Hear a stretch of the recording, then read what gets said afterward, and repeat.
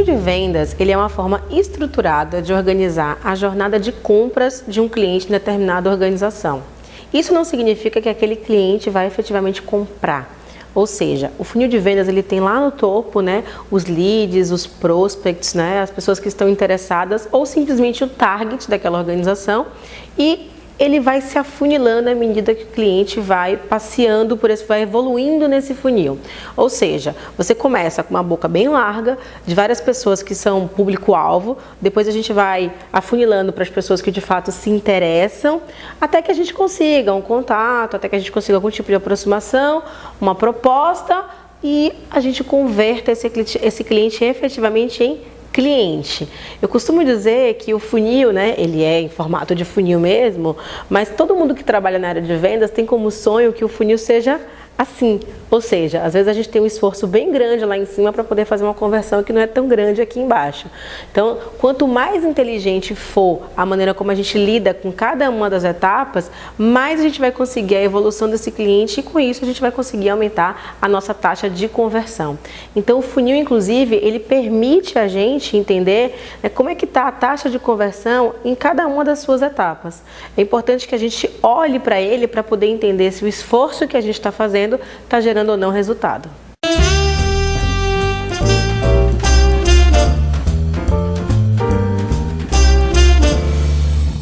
O primeiro ponto é o que é tradicional, né? Nos dias de hoje, o tradicional é que a gente tem um pouco de digital no nosso processo comercial. Mas eu diria que, assim, existem diferenças sim, mas que principalmente eles são complementares e vai depender muito da estratégia do negócio.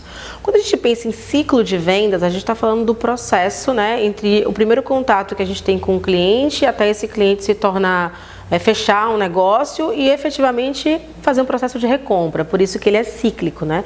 A ideia é que a gente possa retroalimentar esse processo. Então, assim, no ciclo de vendas tradicional, vamos dizer assim, né, onde a gente não tem a oferta digital conectada a ele, a gente tem o papel muito forte do vendedor, né, ou da equipe de prospecção, que são as pessoas que de fato vão bater perna para poder trazer esse cliente para o tal do funil. No ciclo que inclui uma experiência mais digital, tudo isso vai acontecer aonde? Vai acontecer pela internet, né? Ou seja, os leads que tradicionalmente surgiam por meio dos vendedores, né, que viviam pegando dicas, né? Ou seja, tem gente que trabalha no porta a porta, ou tem gente que vende coisas que precisa prospectar, tem muita gente que sai pegando dica em todo lugar, ou seja, passa numa rua e começa a pensar, poxa, aquela empresa pode ser minha cliente, aquela empresa pode ser minha cliente, ou até aqueles vendedores, né, que estão ali dentro de uma loja do varejo e saem da loja para poder ver se o cliente quer entrar, para conhecer mais a vitrine que ele está olhando. Então, quando a gente fala do tradicional, eu estou falando de uma pessoa fazendo esse processo de atração do cliente, apoiado pelo marketing, mas não o digital, ou seja, você tem as campanhas, você tem anúncio em jornal, em revista, mas é uma coisa mais tradicional mesmo. Quando a gente fala do digital, eu estou falando de usar toda a tecnologia a meu favor. Então, sabe quando você faz uma busca no Google e de repente todo site que você entra aparece alguma coisa relacionada àquela busca, né? Por quê? Porque tem uma série de algoritmos que vão fazer com que as pessoas sejam atraídas, né, para o que a gente chama de isca. Então, eu fiz uma pesquisa sobre quero comprar uma pizza. Ele vai me dar os links patrocinados, ele vai, na próxima página que eu entrar, vai aparecer uma propaganda ali, e aí, bateu a fome, né? Peça pizza não sei aonde. E tudo isso vai conversar, até que eu clique. No momento que eu clico, eu começo a interagir com aquela marca e aí eu posso baixar um e-book, eu posso fazer algum tipo de pergunta no site e aí eu começo a ser atraído e eu viro um lead mais efetivo. Esse lead ele vai ser nutrido até que tenha um contato pessoal, o que pode ocorrer ou não. Algumas vendas acontecem 100% via internet, outras vendas vão acontecer via inside sales, que são pessoas que ficam dentro de um escritório só capturando esses leads, depois nutridos entram de fato efetivamente em contato, ou você pode ter uma isca para poder conseguir uma base qualificada para entrar em contato e marcar uma visita presencial. Então, assim, eles não são diferentes, eles são complementares.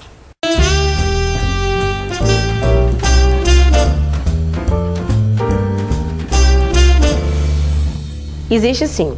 Apesar da gente ter um processo que é muito parecido quando a gente pensa em técnica de venda, ou seja, a gente começa lá com uma preparação, depois a gente faz uma abordagem, a gente vai fazer uma sondagem para apresentar o produto ou serviço, para então negociar e fechar. A gente tem uma diferença muito grande em relação ao que se faz em cada uma dessas etapas, né? Então, os fatores críticos de sucesso da venda B2B estão muito mais relacionados a ter paciência para evoluir no processo de venda, ou seja, eu não fecho uma venda de primeira, não estou falando de uma venda que é necessariamente de alto impacto, estou falando de uma negociação que costuma ser um pouco mais longa, ou seja, a cada contato com o cliente é importante que o vendedor ele consiga um avanço, diferente da venda B2C.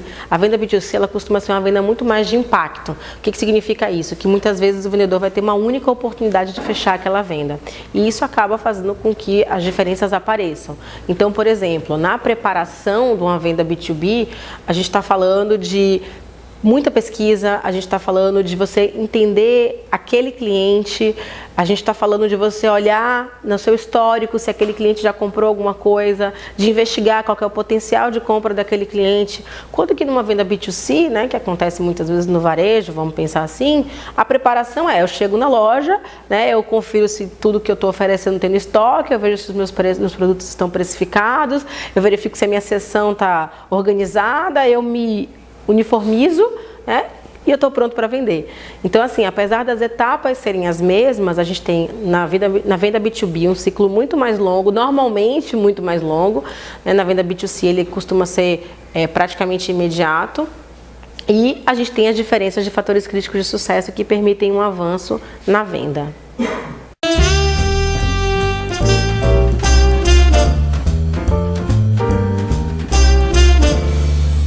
Eu costumo dizer que durante muito tempo vendas foi uma disciplina pouco estudada. As organizações estavam muito preocupadas com o produto, né? E venda era só uma maneira de você escoar aquilo que você produzia.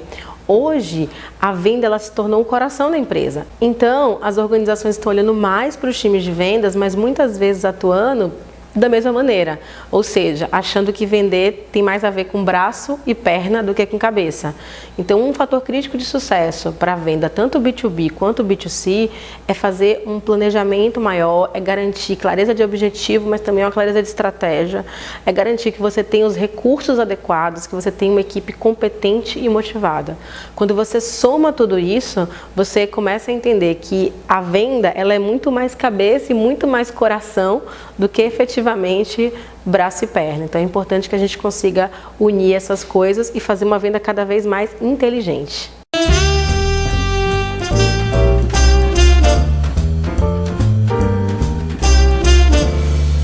Sustentare Escola de Negócios.